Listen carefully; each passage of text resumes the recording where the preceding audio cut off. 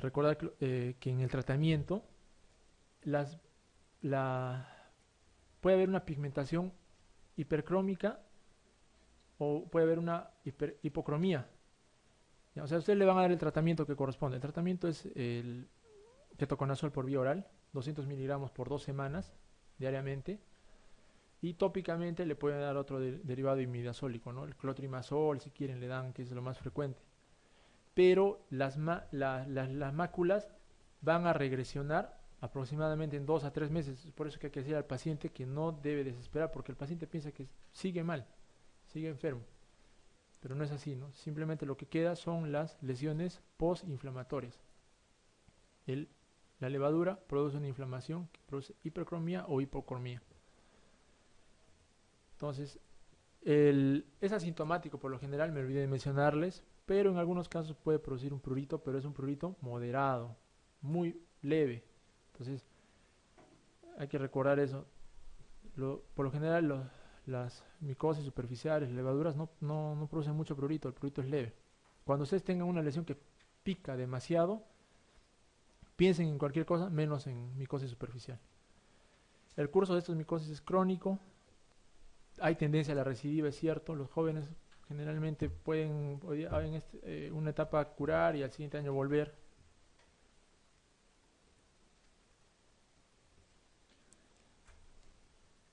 Claro, lo primero que vamos a ver luego del tratamiento es la ausencia de la descamación. O sea, ya no va a haber descamación, pero la hipopigmentación o la hipercromía va a continuar. Ya bueno, le pueden decir al paciente que se exponga al sol, ¿no? Exposición gradual al sol. Eso le puede ayudar.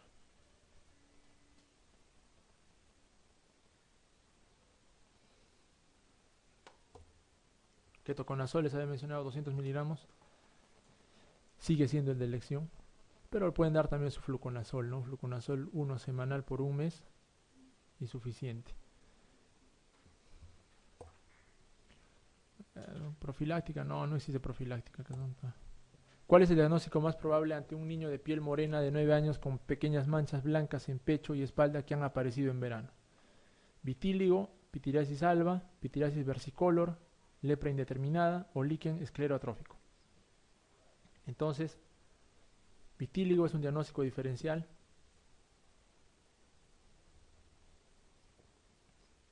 Pero no se olviden que la lesión del vitíligo es acrómica, ¿no? Es muy blanca.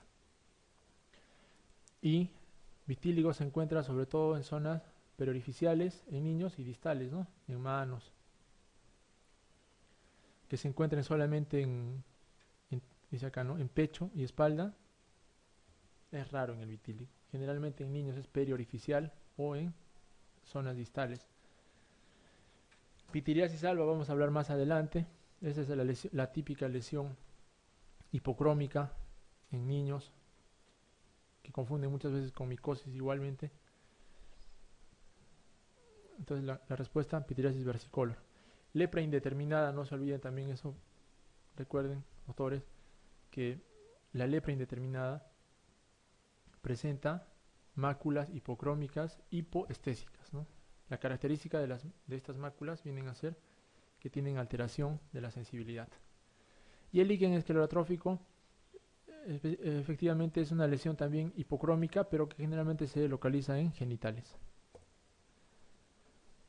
La pitiriasis alba, muy frecuente, tiene otros nombres, ¿no? Pitiriasis zika, dartos volante, impétigo zika, acromía parasitaria.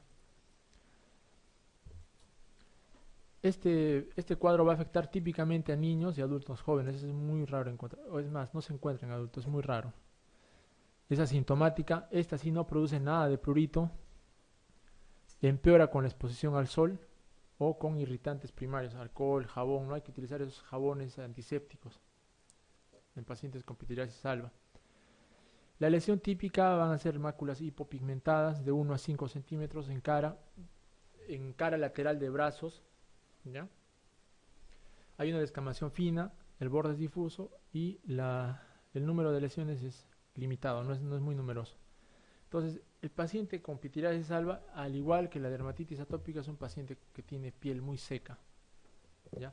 Es por eso que inclusive hoy en día la pitiriasis alba se lo está catalogando dentro de las formas de dermatitis atópica, ¿ya? Porque de igual tiene la característica de estos pacientes tener la piel muy seca, muy sensible. La localización, no se olviden, frecuentes en cara, ¿no? Y en verano tenemos más pacientes con pitiriasis alba. ¿Por qué? Porque el contraste entre la mácula hipocrómica y la piel del paciente crece, porque el paciente se broncea, entonces la mácula se hace más evidente. Se caracteriza por lesiones asintomáticas, hipopigmentadas, finamente descamativas en cara, brazos, ocasionalmente en antebrazos, tronco y muslos. Muy raro, muslos y tronco.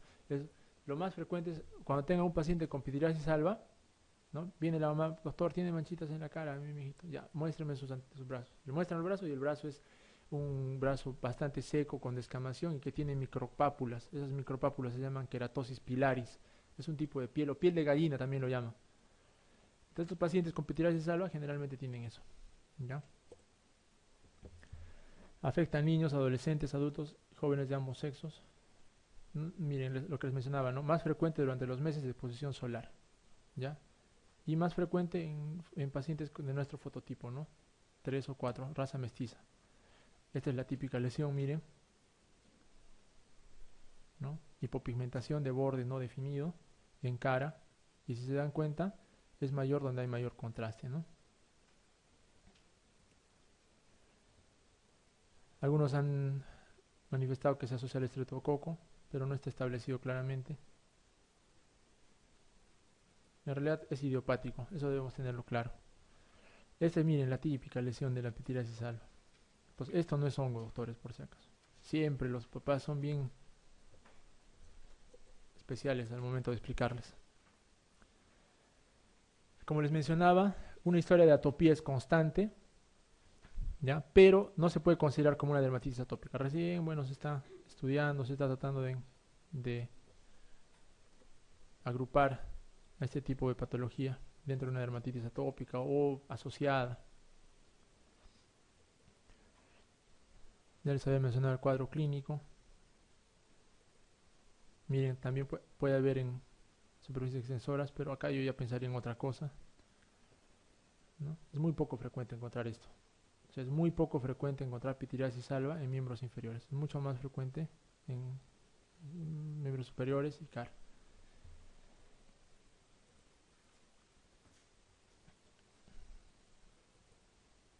Diagnóstico diferencial, pitiriasis versicolor, tiña, pero en la tiña corporis hay mayor eritema, ¿no?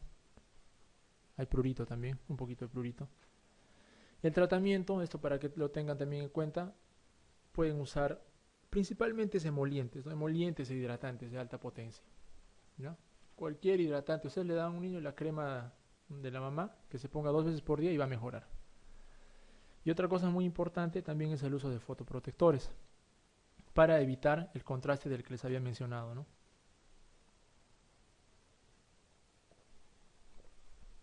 Entonces, cuando ustedes tengan en la consulta a un paciente, un niño que tiene pitiriasis alba, recomienden hidratación y pueden utilizar un corticoide de baja potencia como es la hidrocortisona por tiempo corto también, ¿no? 5 o 7 días. Mejoran. Pero esto no quiere decir que se vayan a curar, eso hay que explicar a los papás, ¿no? ¿Por qué? Recidivo. Generalmente en la adolescencia tienden a revertir este cuadro porque ya la piel se hace más sebosa, ¿no? Ya hay bronceado parejo.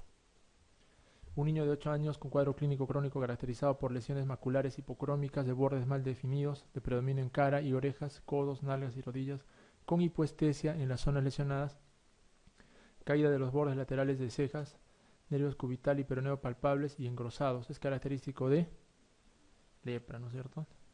Lepra, no se olviden. Y también no se olviden la madarosis, ¿no? Bordes laterales de cejas caídas. Pitiriasis rosada es una erupción finamente descamativa. También se llama pitiriasis rosada de Gibert. De Gibert, no se olviden. Son lesiones pápulo-escamosas ovaladas en tronco y extremidades. El paciente típico con pitiriasis rosada es un paciente joven, ¿no? Se ha asociado a algunos brotes epidémicos. La causa es desconocida. Se ha tratado de asociar con virus herpes humano 6 y 7. Es una placa, una lesión elevada, en realidad no es una placa bien definida, aunque hay formas clínicas de la pitiriasis rosada, pero la que ustedes deben conocer es la típica lesión ovalada que empieza con una lesión heráldica también, la lesión madre, digamos, una lesión grande, de bordes definidos, también parece una lesión como en escarapela, es una sola lesión la que aparece, y el paciente casi siempre lo describe, ¿ya? Y a partir de esta van a aparecer otras de diferentes tamaños, en tórax anterior y posterior. Esa placa heraldo va a presentar un collarete descamativo, entonces más o menos es así la lesión de la pitiriasis rosada, ¿no? Una placa eritematosa y un borde descamativo. El paciente viene asintomático, ¿no? No tiene ninguna alteración, quizás con un poco de prurito. Entonces, cuando tengamos este tipo de lesión, nosotros lo que hay que hacer es, ¿no?, conversar con el paciente y también buscar algún antecedente de alguna infección, porque sí se ha asociado a algunas infecciones virales o algunas infecciones bacterianas, sobre todo del tracto gastrointestinal o tracto respiratorio. Y si fuera el caso, ¿no?, que hay un antecedente de estos, conversar de que se trata de un cuadro benigno y que se va a observar, ¿no? Hay que observarlo. Y si es que presentara un prurito, nada más darle antihistamínicos. Porque muchas veces nos vemos tentados, ¿no?, en dar antimicóticos. Les mencionaba, esta lesión inicial es una placa heraldo que mide 2 a 5 milímetros, es un poco más grande en realidad, se localiza generalmente en tronco, siguiendo las líneas de pliegues cutáneos. El eje mayor de dichas lesiones es paralelo a las líneas de los pliegues cutáneos. Entonces, en esta imagen les explico más o menos esto. ¿Dónde está? Ahí está, en esta. Se forma la imagen en árbol de Navidad, ¿ya? Entonces, estas se van a disponer en disposición del eje de los pliegues cutáneos. ¿Se nota? Sí, ¿no? Más o menos se nota. O sea, en esta zona hay pocas lesiones y pareciera que van confluyendo hacia la zona interescapular. Entonces es la imagen en árbol de Navidad. El brote generalmente es asintomático, puede ocasionar grados variables de prurito, desaparece, esto también explicar, hasta en 8 semanas, o sea, es largo el tiempo de desaparición, de 3 a 12 semanas desaparece. Promedio, 6 semanas, 8 semanas. Hay formas clínicas, ¿no?, atípicas, no deben conocerlo esto porque es poco frecuente. Puede ser miliar, papulosa, maculosa, liquenoide, purpúrica, muy raro. Estas son, miren, las placas de la pitiriasis rosada de Gibert. Ya les dije la imagen en árbol de Navidad. El tratamiento es asintomático. Se puede dar antihistamínicos, corticoides no se recomienda. Ya es mejor que no recomendar, porque no está indicado tampoco, en la bibliografía no está indicada. A ustedes les pueden preguntar qué tratamiento, si se puede dar corticoide en un paciente con pitiriasis rosada, no está indicado. Y antihistamínicos sí, si es que presentara prurito. Adolescente de 14 años presenta en primavera una mancha circinada color salmón con descamación en collarete localizada en el pecho y pocos días después otras lesiones similares, pero más pequeñas, diseminadas por el tronco. Son asintomáticas. ¿Cuál es el diagnóstico más probable? Entonces, pitiriasis rosada. El principal diagnóstico diferencial de la pitiriasis rosada viene a ser la roceola sifilítica.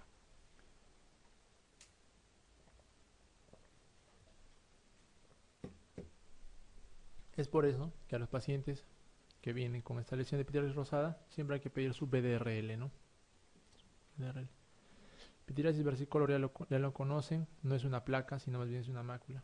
Herpes circinado es una tiña corporis. Les voy a mostrar una imagen. Leishmania, ya conocen la úlcera típica de Leishmania, ¿no? Imposible confundir una pitiriasis rosada, aunque hay leishmanias diseminadas, de repente por eso. Pero lo típico es lo que deben conocerlo. En un niño con una audiometría anómala, escoliosis marcada y pubertad precoz que presenta además manchas café con leche, hay que descartar que se trate de, bueno, esta es una neurofibromatosis, ¿no? neurofibromatosis, manchas de café con leche. Y no confundan con la esclerosis tuberosa, en la que hay angiomas, ¿no? En cara. Ya para terminar, vamos a pasar rápido, nomás estos doctores están bastante cansados. No he traído, van a explorar muchas imágenes. En dermatología lo ideal es mostrar solo imágenes. Bueno, en lo que se refiere a micosis superficiales, existen levaduras y filamentos, ¿no? Las levaduras, ya les había hablado, puede ser cándida o malacesia. La levadura a la microscopía óptica se ve como bolita, como burbujas pequeñitas. Y los filamentos son los filamentos, ¿no? Son especies de ramas, de tronquitos que se ven en microscopía óptica. Entonces, eso para que sepan, ¿no? Levaduras y filamentos. Entonces, lo que más frecuentemente encontramos en piel son filamentos. ¿Ya? ¿Cuáles son los filamentos que se encuentran en piel? Microsporum, trichophytum y epidermophytum son los que más encontramos. Levaduras no encontramos con mucha frecuencia. Entonces, no se olviden que los dermatofitos principalmente son los filamentos. Dentro de estos filamentos encontramos aquellos que están dentro del grupo de los trichophytum, microsporum o epidermophytum. Son 3 grupos. Y el más frecuente de todos es el epidermophytum y trichophytum, los dos. Microsporum generalmente es en cuero cabelludo y que generalmente es por contagio con animales.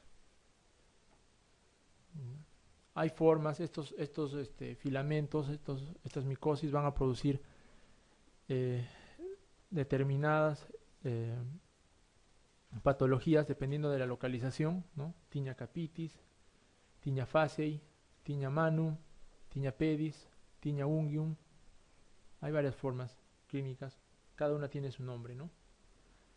No se olviden, Xicara, facei, manum, si es tinea manum, tinea capitis, tinea barbae también es otra forma de tinea.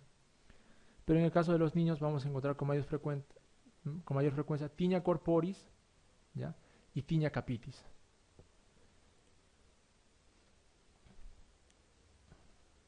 Los dermatofitos son los que más frecuentemente van a producir las micosis superficiales, ¿no? Son 3 géneros que les había mencionado: Microsporum, Epidermophytum o Trichophytum.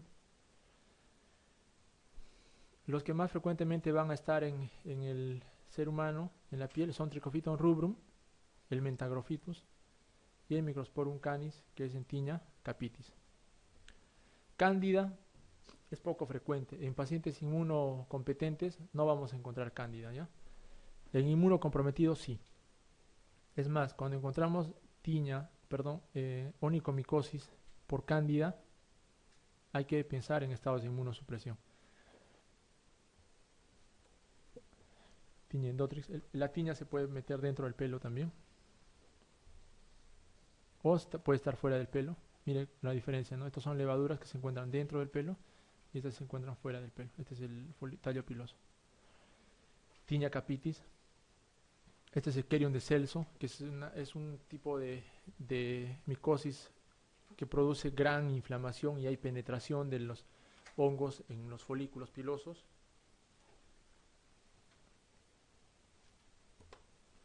Este es el típico herpes circinado, ¿ya?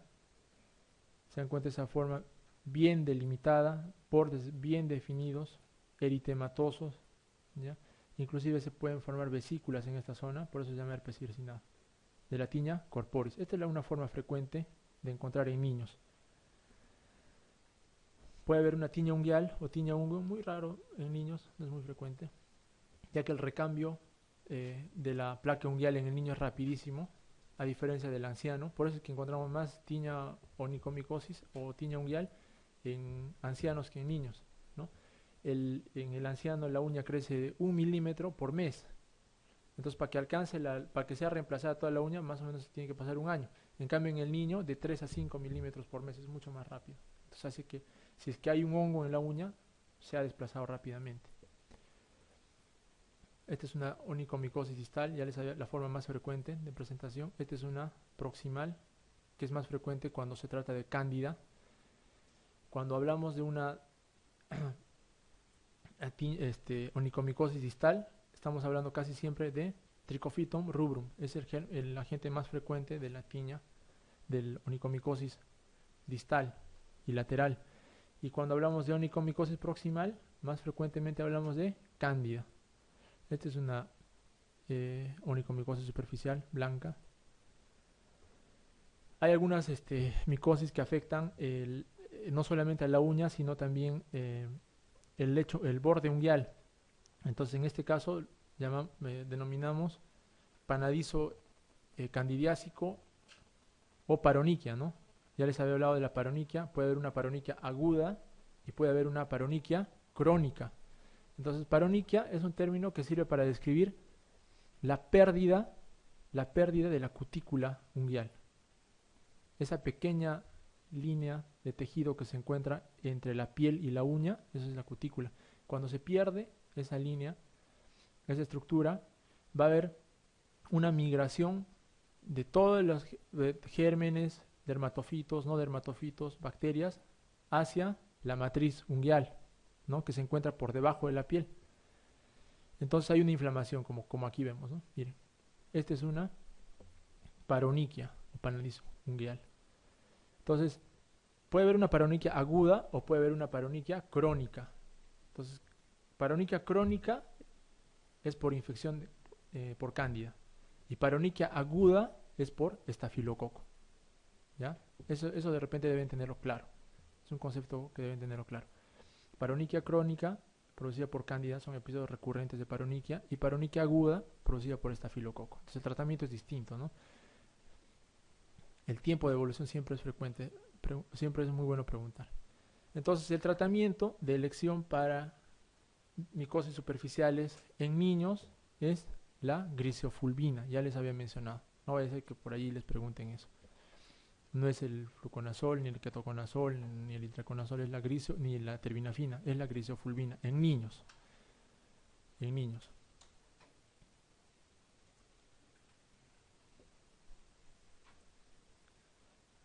Fluconazol no damos, terbinafina tampoco en niños, menores de 12 años no damos. Ama de casa que desde hace varios años presenta enrojecimiento de los pliegues proximales de las uñas de varios dedos de las manos, que ocasionalmente supuran. ¿Cuál es el diagnóstico más probable? Paroniquia candidiásica crónica, ¿no? Años. Si fuera, no sé, hace días, podrían pensar en estafilococo, ¿no? Diagnóstico más probable entre un niño deportista moreno de 13 años con pequeñas manchas blancas en pecho. Esto ya lo hemos visto ya, ¿no? Pitiriasis versicolor. Okay, 9 años con afición a crianza de peces que desde hace varios meses presenta enrojecimiento de pliegues proximales de las uñas de varios dedos de las manos que ocasionalmente le supuran. ¿Cuál es el diagnóstico más probable? Igual. El caso clínico nada más cambia. Y así es, en los exámenes de residentados son así. Cambian nomás un poquito el caso, las alternativas son semejantes, ¿no? Ya que son patologías bastante frecuentes y deberían conocerlas. Varón de 7 años de edad con placa de alopecia en cuero cabelludo de 3 centímetros, eritema, descamación blanquecina y pelos rotos a distintos niveles, leve prurito de 15 días de evolución. La causa más probable, zona alopécica, ¿no? Tiña tonsura, más descamación. Alopecia areata, no hay nada de descamación y no hay nada de cabello. Lupus discoide, igual, son alopecias en las que no se presenta folículo piloso. La tricotilomanía, como su nombre lo dice, es la manía por arrancarse el cabello. Se ve frecuentemente en niños, ¿no? Ustedes tienen que siempre tener en cuenta ese diagnóstico. Lupus discoide, muy raro encontrar en niños, ¿no? Alopecia areata sí es frecuente. Son zonas alopécicas, no se olviden, que aparecen abruptamente. Niña de 6 años de edad con un estado general bueno, lesiones papulosas, eritematosas, algunas cubiertas por una vesícula de contenido claro, suelto y distribuidas en brazos, piernas, glúteos y mejillas, de 8 días de evolución. Una analítica demuestra elevación de las enzimas hepáticas. Entonces, acá podríamos hablar de enfermedad boca, mano, pie, pero no hay lesiones en boca, ¿no es cierto? Dermatitis herpetiforme es un tipo de psoriasis, podría ser, pero es un curso más crónico. Picaduras de insecto. No hay, bueno, hay generalmente picaduras de insecto, abones, ¿no? Abones, ronchas. Puede haber lesiones eritematosas, pero en este caso, acrodermatitis papulosa infantil. La acrodermatitis papulosa generalmente se asocia a cuadros gastrointestinales, ¿no? Como diarrea, ¿no? Daño hepático en algunos casos. Niña de 2 años que presenta desde el nacimiento placa amarillenta y alopécica en el cuero cabelludo con respecto a la enfermedad señal en lo correcto. Bueno, esas son preguntas ya recontra rebuscadas, ¿no? Es una placa amarillenta, alopécica en cuero cabelludo y dentro de las alternativas hablan de un nebus sebáceo de Pringle. La actitud correcta es la observación de la lesión a lo largo de la vida, más frecuente en el tronco, aunque le sigue la frecuencia del cuero cabelludo. Se debe extirpar antes de la pubertad o es un cúmulo de histocitos con alto riesgo de degeneración maligna. Entonces aquí están hablando de una lesión del nacimiento, ¿no es cierto? Entonces no está hablando de una lesión adquirida. Entonces por consiguiente no va a ser pues infecciosa, no va a ser un hongo, no va a ser alguna otra patología infecciosa. Entonces aquí están describiendo un nebus sebáceo que se llama nebus sebáceo de Jadasson. Es frecuente, ¿eh? Es frecuente. Probablemente alguna vez les hayan preguntado por eso y no hayan sabido responder qué cosa es. Es una placa media amarillenta, ¿no? Media descamativa, que tiene bordes bien definidos y que por lo general se encuentra en cuero cabelludo. Miren, el porcentaje más o menos va hasta el 5%, o sea, somos acá unos 30, por lo menos uno debe tener acá. Es frecuente, nosotros vemos en la consulta con mucha frecuencia. Este nebus de Jadasson tiene la característica de tener una degeneración maligna hacia la pubertad. Por eso se recomienda retirarlo antes de los 13 años. Así, la edad es esa. Ya, pero ya son cosas muy, muy rebuscadas, ¿no? Niño de 8 años de edad con dolor articular y abdominal, lesiones purpúricas en extremidades inferiores, hematuria, proteinuria. Señale la correcta con respecto a la enfermedad que sospecha, ¿no? Esto es obviamente una púrpura de Henoch-Schönlein, ¿no? Es una vasculitis linfocitaria, cursa con depósitos de IgA de vasos dérmicos, claro. La púrpura de Henoch es relacionada con depósitos de IgA. Es más frecuente en mujeres. En el 90% se asocia a alteraciones neurológicas, muy raro más bien. Lo que más se asocia es alteraciones gastrointestinales y renales, ¿no? La púrpura de Henoch.